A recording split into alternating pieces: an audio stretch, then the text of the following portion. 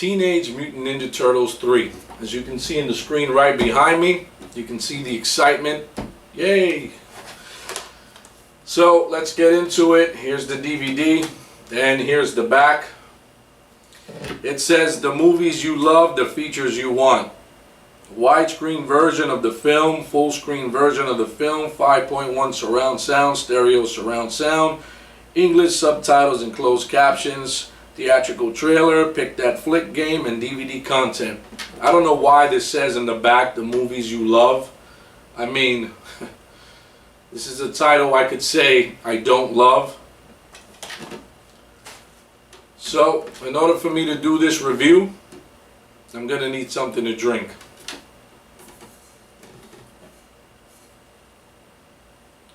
Yeah, this may not be strong enough. Aha, there we go. I think 2 bottles are good enough for this review. Not quite. There we go. Now it's time to get wasted. Nah, not yet. Finally, now we can get ripped. I think 4 bottles should be sufficient. Nah, something stronger. There we go. How about that? 5 bottles. Still not enough for me. Let's get some Moet. Matter of fact, you know what? I'm going to save this bottle. I don't even want to waste it on this review. I'm going to need something stronger. Some green apple vodka. Although this bottle is pretty small, probably still won't feel a thing. Here we go. The Belvini Scotch. It says it's aged 21 years. And the year I got it is probably about 30 years now. So this should just about hit the spot. Well, I think I should be wasted drinking all of these. Obviously, if not, and I'll probably be dead from alcohol poisoning, which will be really better than doing this damn review. Well, let's get into this review.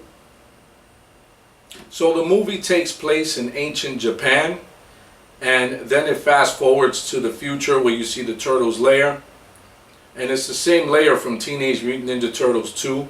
All is quiet, and then all of a sudden you get this music going on, and now the Turtles are doing their moves with their weapons, and then they end up doing this dance, which I was like really confused about. And you can check that out right here.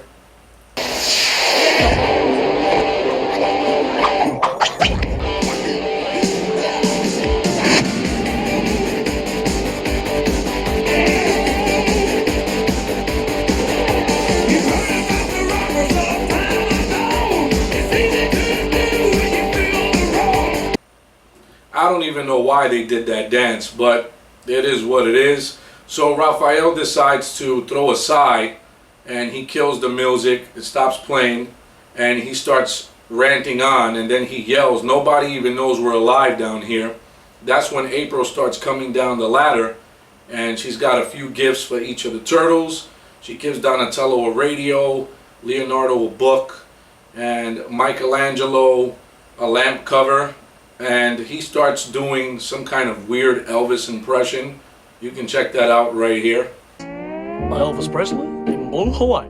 Oh, you're so cute. Ooh, a super androdyne radio with triode tubes. Boss! Hey, what's that, April? Some kind of weird... Anyway, so April has a scepter in her hand, and as she blows the dust off of it, she ends up activating the scepter, and as she does this, the lightning starts going off, and you can see what appears to be Leonardo, who's holding the book. Looks like he's scratching his leg, and while they got plenty of time to try to push her out the way, he's still just standing there. Anyway, so as she gets teleported to ancient Japan, now the Japanese guy who has the scepter, he gets teleported back into the future. So as he ends up in the future, that's when you hear Donatello say, "She's a man." Again, the jokes. I mean, they're not really landing. I don't know what that was about. Anyway, So now April is in ancient Japan, and she's there in the dojo, and her Walkman goes off, and everybody's bugging out about it because they don't know what the hell is that. So then after that, they decide to destroy the Walkman by using the katana blades and chopping it up, and then they destroy it. So as they destroy it, she ends up saying this.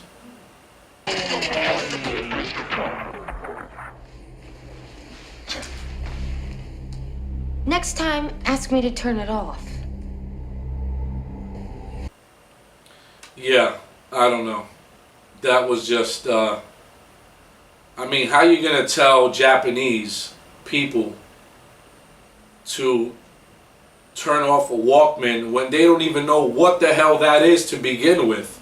I mean, it's ancient Japan. There were no electronics back then.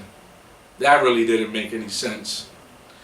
Anyway, so if you take a look at the villain, this is the villain that we get. Yes, I'd say that was a fair assumption. Survived the shipwreck, built some new ones, and well, here I am, hungry again. Niles! I really don't understand why they had to use that guy.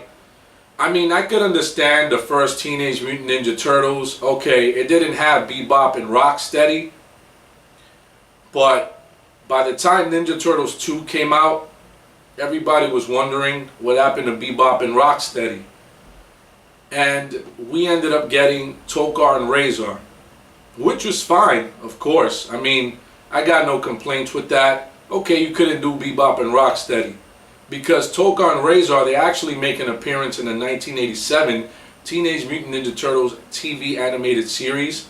So that's what's pretty cool about it. At least they're in the cartoon, and they actually made them in the movie.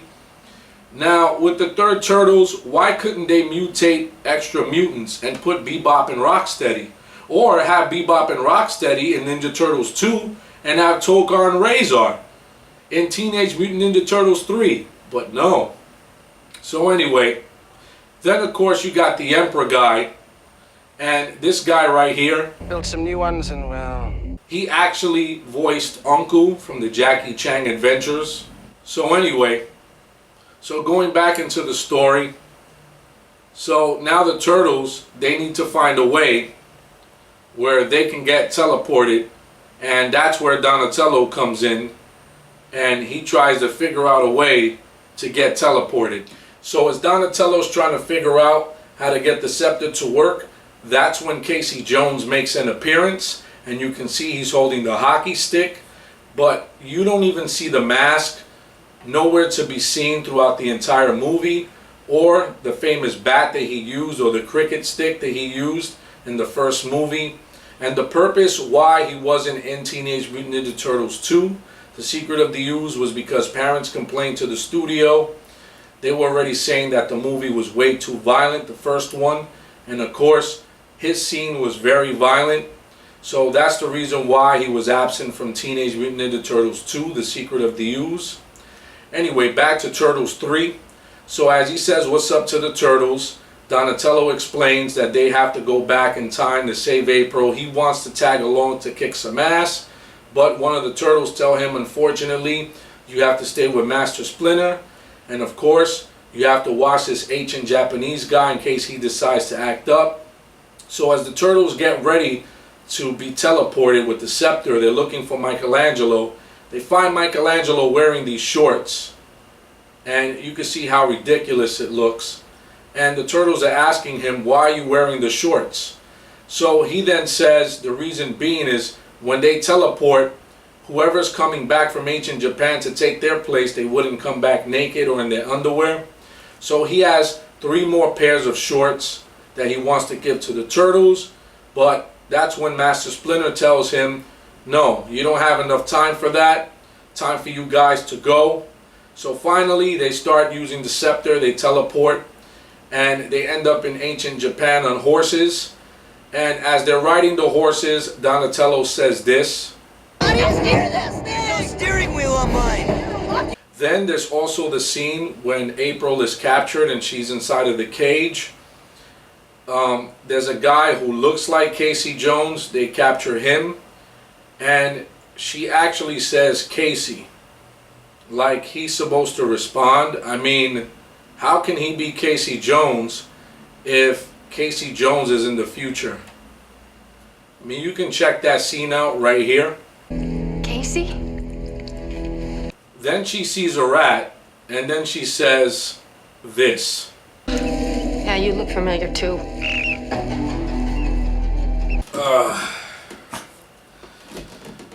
So the Turtles, they make their way down to the dungeon in the castle where they have April captured, and they see the jailer there. And actually the fat guy, the jailer, he was actually in Michael Jackson's Black or White video, and you can check that out right here.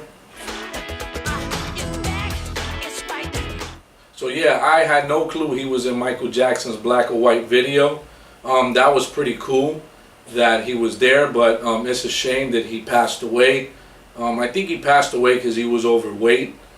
Anyway, so going back to the movie, you got the three criminals, and the Turtles make their way down there to where April's captured, and they decide to call them the Three Stooges. So two of the guys see the Turtles, they run off, and the main guy who's there, the last one, they call him Mo, and then they say it's Wet Willie time. It's time for that Scotch drink. You can check that out right here. It's Wet Willie time, Mo. What'em? So there's a scene where they find this sewer grate. April goes down, and then all the four turtles end up going down. Of course, they rescued the guy who looks like Casey Jones. They helped him out, so he tagged along with them.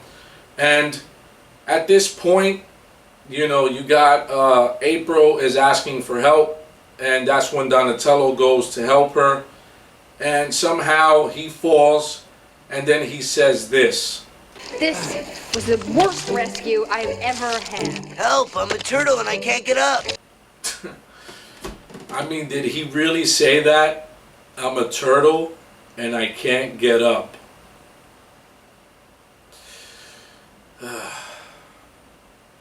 It's time to start having some green apple vodka. I gotta hit the hard stuff. So there's a scene where they're walking, and April decides to rip, I guess they're supposed to be like those pants or whatever. Anyway, as she rips that, the turtles end up saying this. Much better. Wow, a Legorama. Yeah, I'll say. Hey, I'm allowed. I'm on vacation. Legorama? Oh my God. The torture, the pain. Anyway, so you can see how the jokes are really going downhill from there. Anyway, so as the turtles are by the lake with April and the guy who looks like Casey, an arrow flies and pins April on the sleeve against the tree. She's desperately trying to get the arrow off from her. And that's when this battle ensues. And it's the same lady who ended up hitting Michelangelo over the head earlier in the movie.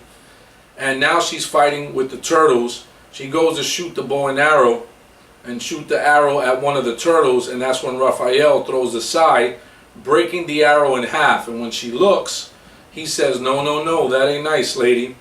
And that's when she realizes he looks familiar. So that's when she tells her crew to stop fighting them. Now she approaches Raphael. She removes his faceplate, and she tells her crew not to be afraid. She takes the helmet off of Raphael, and she's like, "You look like the other one." That's when the turtles realize she's talking about Mikey. So now they start heading to her village, and as they're heading to the village, the main villain, the guy on the horse, decides to burn down her village.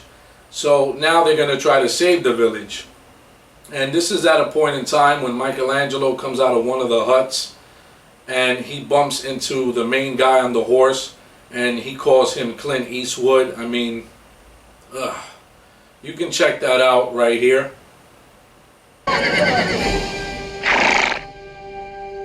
Clint Eastwood? Then after that, the other guy that they called Mo, he decides he's going to shoot Mikey, and he wants to save his boss. And of course the three turtles, Leonardo, Raphael, and Donatello, bump right into him. They're right behind him. And guess what? Wet Willie time again. You can check that out right here. Wet Willie.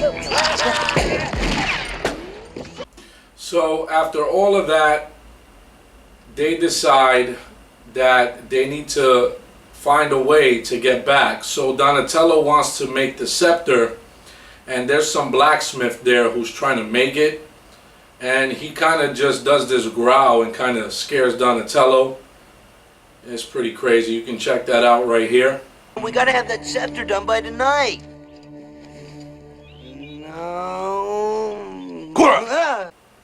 Anyway, so Donatello has the plans to get the scepter done, and finally the scepter's done, and you know, Michelangelo has it, and now Michelangelo is debating if he should go back to New York with the rest of the turtles, or does he want them all to stay there.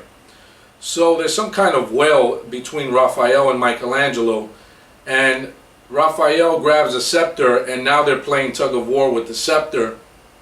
And as they're arguing back and forth, the scepter falls all the way into the well and destroys the scepter. So now they really have no way of going back. So the woman, she lets the turtles know, of course, after they fight and the scepter falls in the well, that the guy on the horse, his name is Walker, that he's on his way with guns and weapons, and he's going to be attacking the village. So it's up until the point that Raphael, when he goes to check on the little kid Yoshi, who Michelangelo saved from the fire, you know, he's crying, and Raphael's trying to figure out why is it he's crying. And the little kid says that he doesn't want Raphael to die, and Raphael tells him nobody's going to die. So at this point, Raphael calms the kid down, and he runs, opens up a trap door, and he gives Raphael the scepter. He tells him he has a gift, and of course that's when Raphael realizes he got the scepter, so he starts calling out for Leo.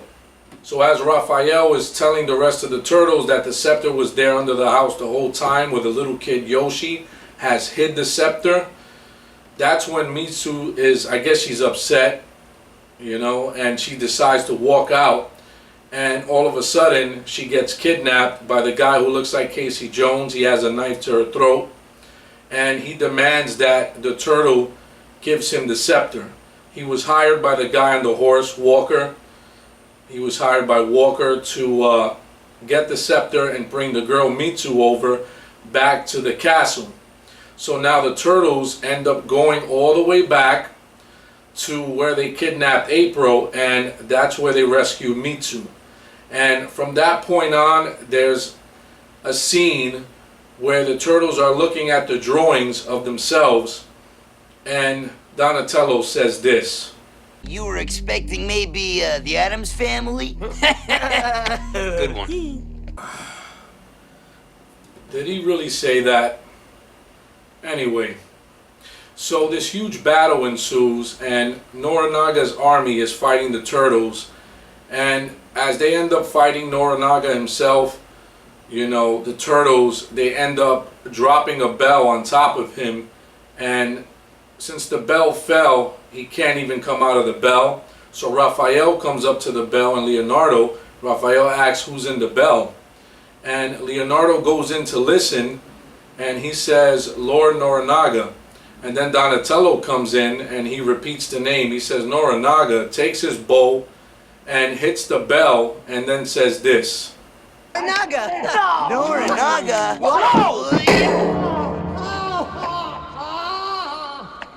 Name rings a bell. Did he really say that name rings a bell? Well, what else can I say? I mean, oh man. Anyway, so that's when Walker shows up with April being a hostage, and he wants them to all be killed. And the guy that looks like Casey Jones doesn't agree to that because that's what he tells Walker. So then Walker takes April and throws April towards the Turtles and everybody else. So now Walker wants the guy who looks like Casey Jones to also die. And that's when Walker tells his henchmen to shoot them. So Leonardo bluffs Walker and tells him, why don't you shoot us yourself? Because if you shoot us, the bullets will bounce off from us and kill everybody here, since we're demons. And that's what he's telling Walker. So Walker's going to get ready to shoot the Turtles, but then he has a better idea. He decides to use the cannon. So he shoots the cannon. The Turtles duck like Michelangelo did in the first one, where he tucks his head into a shell. And the cannon hits the bell and it cracks. And that's when Lord Naragana comes out with his hair all messed up. And yes, I know I'm saying his name wrong, but anyway, it's just ridiculous. Anyway, his hair is all messed up, and it looks like he has an afro, and Donatello says this. Oh look, Don King. Anyway, so now Walker is on the run, and he grabs the scepter, and then grabs the birdcage, and then starts running to the top of the castle. The Turtles chase him, and now he's ready to get away. So he decides to throw the scepter, and the Turtles catch it. So Michelangelo makes the catch, and while he's still up there on top of the castle, that's when the guy that looks like Casey Jones cuts the rope, and then the cannonball hits the rope where Walker is standing at, and all of a sudden he falls, and as he falls all the way into the water, and that effect looks really ridiculous. He kind of just implodes. But anyway, moving on from that. So now they got the scepter, and now things can get back to normal. So that's when one of the Turtles again makes a joke and then says this. Bungee jumping without a bungee. That could be dangerous. Anyway, after that horrible joke that Donatello says, so that's when Michelangelo decides, and he made his decision that he wants to stay, that him and Raph are going to stay. And all of a sudden the scepter activates, and as the scepter starts to activate, now they're rushing to get everybody, and Michelangelo actually stays behind. And they teleport from Japan back to New York to the present day, but missing a turtle. So Michelangelo's behind. One of the ancient Japanese guys, he's behind. So he ends up with the scepter, and now he's trying to run out of the lair with the scepter. As he's climbing the ladder, that's when the light goes off, and Michelangelo comes back down with the scepter. So now in ancient Japan, you know, everything is back to normal the way it should be. And the scepter is now given to Naranaga. And he has a scepter, and now the guy can fall in love with the girl Mitsu. And that's a happy ending right there with that. So now Michelangelo is sad, and Splinter decides to cheer him up by doing this. You can check this scene out right here. Yo, dude! Oh my God. Anyway, so that's when Splinter cheers up Mikey, and then Donatello calls out Mikey, and now Mikey is confused trying to find the rest of the Turtles. He can't find them, and now they all start dancing again as they did in the beginning of the movie, and that's where the credits roll up, and that's where the movie ends. Anyway, what I wanted to mention, what's crazy on the title screen here, It just says Teenage Mutant Ninja Turtles 3. And on the Blu-ray, what's pretty crazy, when they did a Blu-ray release, they finally decided to put a title underneath the main title of the movie. They decided to call it Turtles in Time. Why would it be Turtles in Time? I mean, I understand the time traveling concept. That's cool and all. But they could have thought of another name. Because that's going to confuse people who've never seen Turtles. Are going to be like, well, yeah, Turtles 3, Turtles in Time. The only Turtles in Time I know is the arcade version of Teenage Mutant Ninja Turtles, and that was part 2. Also known as 4 on the Super Nintendo. So that's pretty confusing that they decided to put a title underneath it. But anyway. Well, that's it. I mean, that's it for this review of Teenage Mutant Ninja Turtles 3. It's really time to get wasted. All those wet willies. And yes, there was one more wet willy that I could have shown, but I don't think I'm going to do it. I'm just... Okay, you know what? The hell with it. Wet willy time! Guess what time it is? So that is it for my review on Teenage Mutant Ninja Turtles 3. I hope you guys enjoyed this video. Like, comment, subscribe. And I'll catch you guys on the next MADFLIX movie reviews.